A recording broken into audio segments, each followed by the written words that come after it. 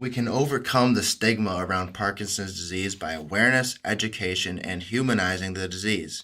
Hearing people's stories is a good way to understand the disease. So if you come across someone with Parkinson's disease, listen to their story and try to understand. It's also important to listen and hear out the families and friends of those with Parkinson's. I know personally that it was hard on all of us when my grandfather got diagnosed. For the longest time, he seemed healthy as a horse. He was older, but nobody could see anything wrong with him. And this is where it's scary with those first stages, where you write it off as old age or tiredness or fatigue. I know my grandfather did that. He was a hardworking man. He took care of the family. He was active in his community, and he was very independent. He prided himself on all the things he did. He worked as a chemical engineer, so he was extremely intelligent, and he read a lot. And I look at his notes and the things he wrote that are still on his desk that my grandmother keeps the same as the day he died. And it's kind of shocking, the stark difference that you can see, that it really made my entire family say, how did we not notice this was happening? How did we not know?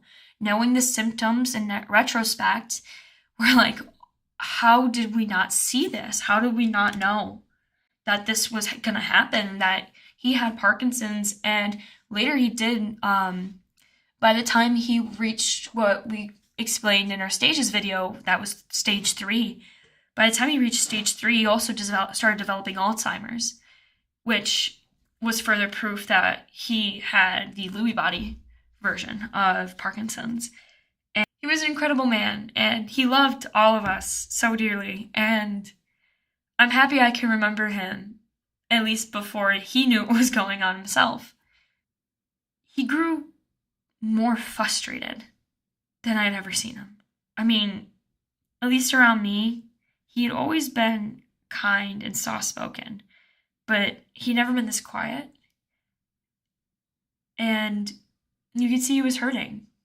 And he was struggling more with the fact that he couldn't do it. He couldn't do these things anymore, and he had to rely on someone else. And I wouldn't say he had depression, because I feel like anybody that was going through that would be depressed over it.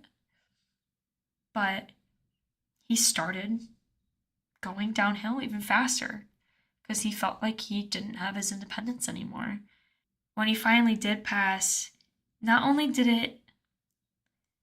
was it sad for everyone, of course, but there was still this fear, especially after they told my father and his siblings it's hereditary. They believe it's genetic. And destigmatizing Parkinson's as this horrible disease that overcomes you and takes and strips you of your independence, and it is something that comes with age, is something we really want to fight with this series, because I've experienced that fear firsthand.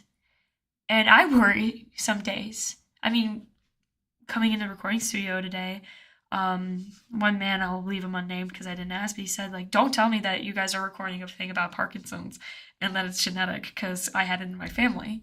And it's like, just don't tell me, I'd rather not know. But we want to have people realize it starts out as little things. And if you don't get checked and you don't see a doctor and attack this head on, then that's when the real decline starts. So if you know you have a predisposition, you can go and seek early intervention. There's many options out there, and you never have to feel limited. But always keep an open ear for those around you and see if they need help. There's many things that can help those that you suspect have Parkinson's or think they might be predisposed.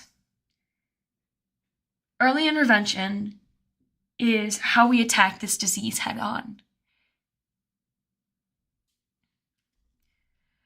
Go see your doctor if you suspect you have any of the early symptoms or stages of Parkinson's. Urge family and friends if you suspect that they're having symptoms that you've noticed are Parkinson's related or any of the other Lewy body disorders because they're so intertwined. That early action can be what gives people more years. And I know I wish we did. So never be afraid to ask. When your doctor says, "Do you have any concerns?" mention these symptoms. Your doctor might say, "Hey, maybe you're looking on the internet too much." Or, who knows, they might say, "Tell me more. So you've been experiencing what for how long?" In the early intervention stages of Parkinson's, there are many movement and medication options. Exercise, medications, and a good diet can help slow down the progression of Parkinson's. Even though there's no cure for Parkinson's disease, there are many treatments that help control symptoms and improve quality of life. The main treatment is medication, most commonly levodopa. Once inside the body, levodopa turns into dopamine, which helps the brain restore smoother movement and reduce tremors. Doctors may also prescribe other medications that either mimic dopamine's effect or stop it from breaking down too quickly. These include dopamine agonists and MAOB inhibitors. For people whose symptoms don't respond well to medication alone, there is a procedure called deep brain stimulation, or otherwise known as DBS. Surgeons place a thin electrodes in specific parts of the brain which send small electrical pulses to help control abnormal movement signals. Treatment doesn't stop at medication or surgery. Physical, occupational, and speech therapy are vital to help people stay active, maintain balance, and keep their communication skills strong. Lifestyle choices play an important role too. Regular exercise, stretching, and balanced diet all support better movement and overall brain health. Support groups, counseling, and education for both patients and caregivers are also a big difference. They help people feel understood and less isolated, while adjusting to life with Parkinson's. Research is continuing worldwide to find better treatments and eventually a cure. Scientists are studying gene and stem cell therapy and even early detection technologies that could slow or stop the disease symptoms before they can begin. All these approaches show how far we've come. With ongoing care, compassion, and innovation, people living with Parkinson's can continue to live meaningful, fulfilling lives. Even though there's no cure, research on Parkinson's is advancing rapidly. It really is. Scientists are working on gene therapies to restore dopamine production and protect neurons from further damage. Stem cell therapy is another major focus. Yes, researchers can grow new dopamine-producing neurons from stem cells and transplant them into the brain to replace the damaged ones. There's also research targeting alpha-synuclein, the misfolded protein we talked about earlier. Exactly. If we can stop Lewy bodies from forming, we might slow or even prevent the disease from progressing. Technology is also helping. Artificial intelligence can pick up on early changes in voice, walking patterns, or even typing that might predict Parkinson's years before symptoms appear. Genetic studies are showing connections between Parkinson's, Alzheimer's, and Lewy body dementia, suggesting they share some of the same biological pathways. Understanding those links could lead to early intervention and better treatment strategies.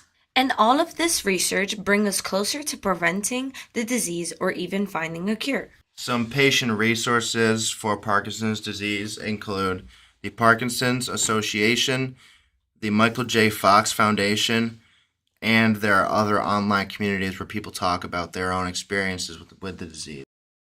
Living with Parkinson's doesn't just affect the person who has it, it affects their entire support system. In this case, caregivers play a huge role helping with daily routines, medication, appointments, and emotional support.